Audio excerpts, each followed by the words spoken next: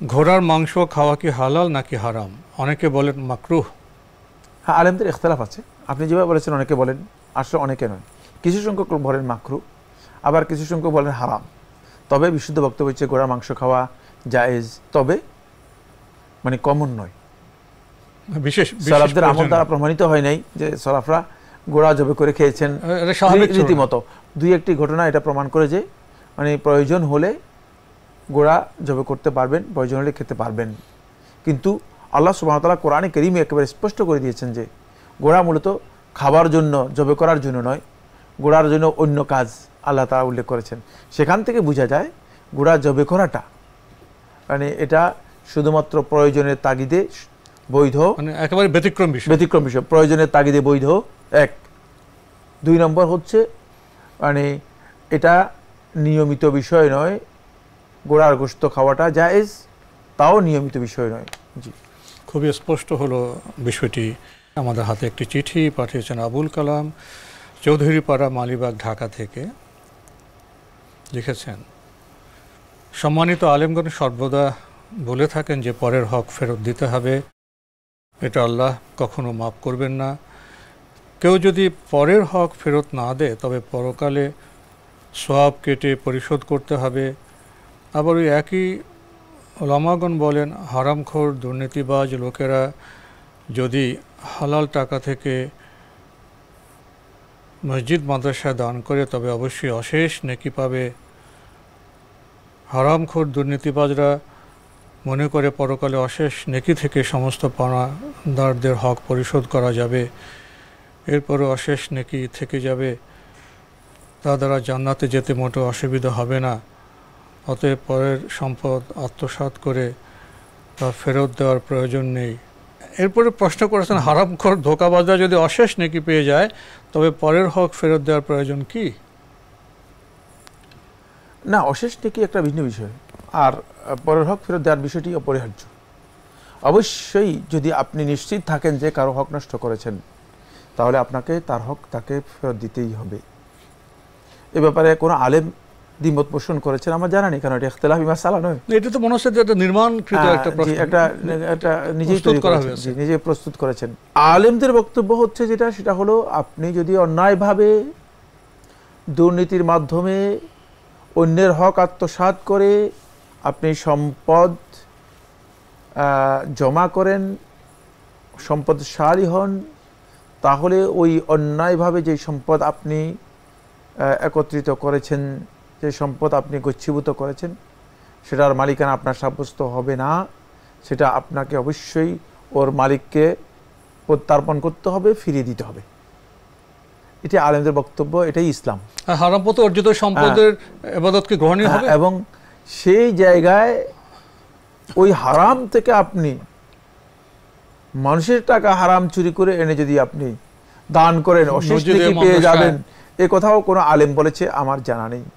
এগুলো আমাদের ধারণা, যেহেতু আমরা অনেকেই আছি, আমাদের চোখের মধ্যে আলেমদের প্রতি বাঁকা দৃষ্টি রয়েছে। আলেমদের কথাকে বিকৃত করে আমরা বোঝার চেষ্টা করি অথবা বিকৃত করি। আপনি বিকৃত করেছেন সেটা আমি বলছি না, কিন্তু অনেকেই আছে আলেমদের বক্তব্যকে তিনি বিকৃত করে বোঝার চেষ্টা করেন। এটা মোটেও উচিত নয়, কারণ আলেমরা এই দেশে সুস্পষ্ট বক্তব্য দেন এবং তাদের বক্তব্য স্পষ্ট যে হারামখোর দুর্নীতিবাজ যে মানুষের টাকা আত্মসাৎ করেছে সে ওই টাকা ফেরত দেবে। এখন যদি ফেরত দেওয়া সম্ভব না হয়, তিনি সেগুলো জনকল্যাণমূলক কাজে, জনসেবামূলক কাজে সেগুলো সবটাই খরচ করে ফেলবে। খরচ করলে সেখান থেকে তাকে আল্লাহ সুবহানাহু ওয়া তাআলা, যেহেতু এই টাকা তার কাছে তার মালিকানা নেই, সে খরচ করে ফেলেছে।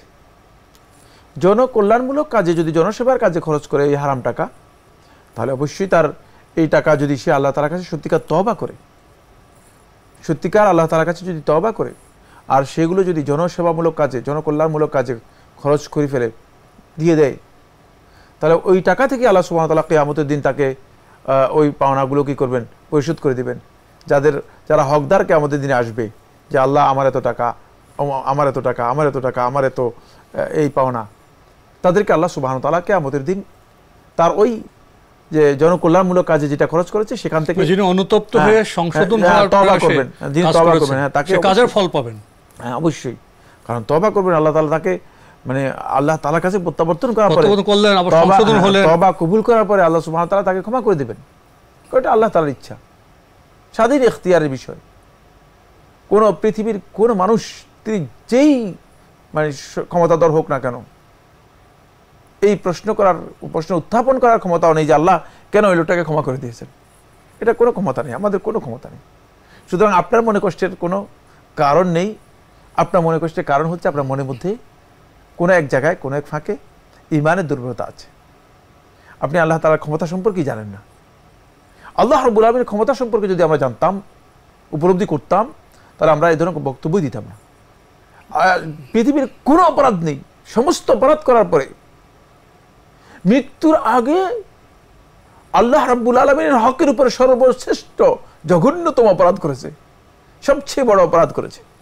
সেটা হচ্ছে যে মানে আমাকে পুড়ে ছাই করে বাতাসের মধ্যে, প্রচন্ড বাতাস যখন আসবে, বাতাসের মধ্যে উড়িয়ে দিবে যেন আল্লাহ তাআলা আমাকে একত্রিত করতে না পারেন। দেখেন কত বড় অপরাধ, মানে এই আকীদা কত ভয়ঙ্কর, তাওহীদের কত বড় অপরাধ।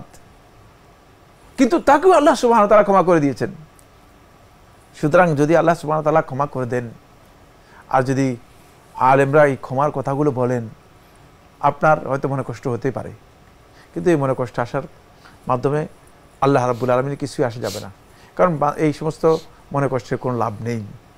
এটা আমাদের বিষয় নয়, আমাদের বিষয় নয়।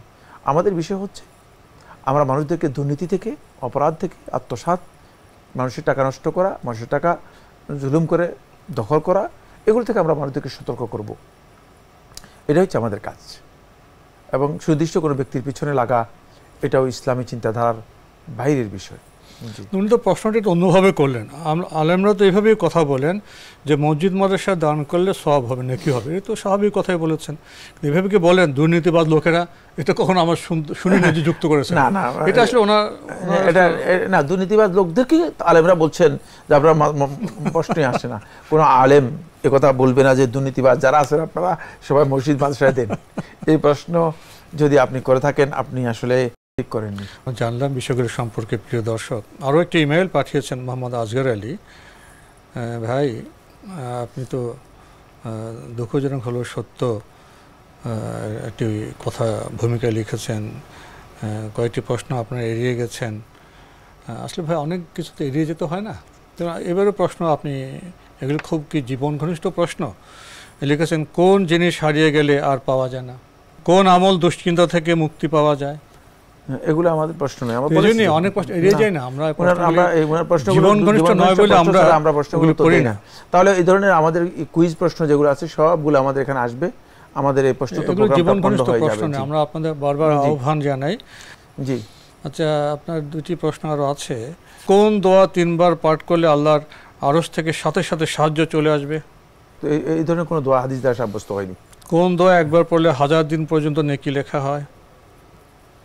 এটা আমি জানি না, শোনা কথা না। জি, এগুলো আপনি যে এগুলো বলেছেন, এগুলোর মানে সহি কোনো বক্তব্য আমার জানা নেই যে কোন দোয়া 3 বার পড়লে আল্লাহর আরশ থেকে সরাসরি সাহায্য চলে আসবে। এগুলো হয়তো কারো ব্যক্তিগত বানানোর কথা। তবে আপনার এই প্রশ্নটা এভাবে না করে আপনি যদি প্রশ্নটা করতেন যে এই দোয়াটি পড়লে আমার এই ফজিলতের কথা এসেছে,